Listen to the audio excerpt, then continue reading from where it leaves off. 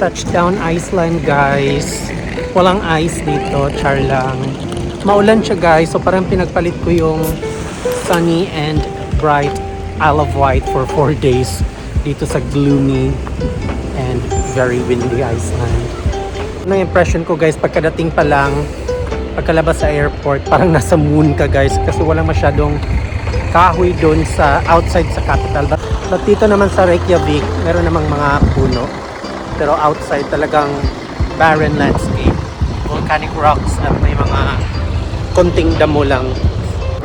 So yung check-in time ko is 3 p.m. Masyadong maaga pa. It's 10 o'clock in the morning. So lakad-lakad muna tayo dito sa city.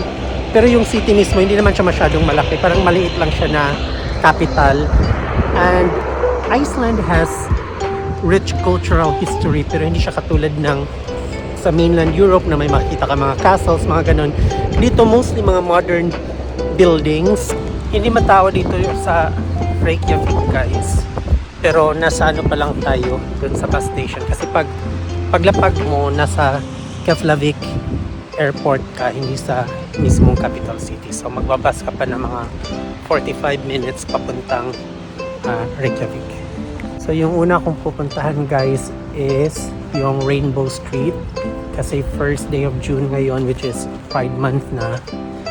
And of course, we will celebrate Pride Month here in Iceland. As you know, Iceland is one of the most tolerant countries when it comes to LGBTQ. So this is a good place to celebrate Pride.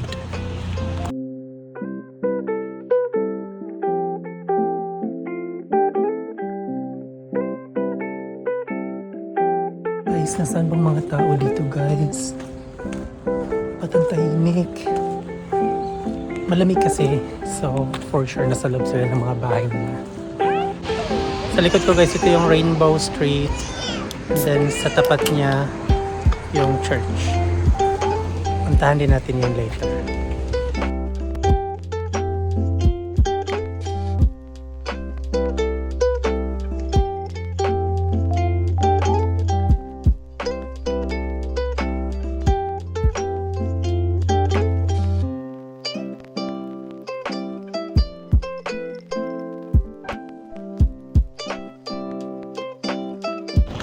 So ito yung gay bar nila guys. Kiki Bar. Puntahan ko yan mamaya, ngayong gabi.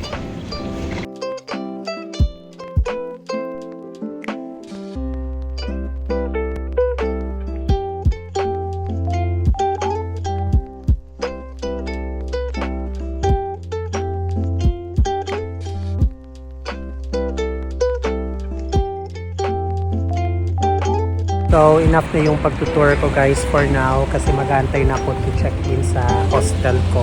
And then, nag-shopping na din ako ng mga groceries. So, equivalent to 31 pounds yung nabili ko. Merong tubig, snacks, apples, may mga cold cuts, Oreo. Parang not bad naman. Pero, yung gamit nilang pera dito is cold Icelandic krona. So, parang 31 pounds pero converted to krona, it's like 5,540. Parang shocking yung amount.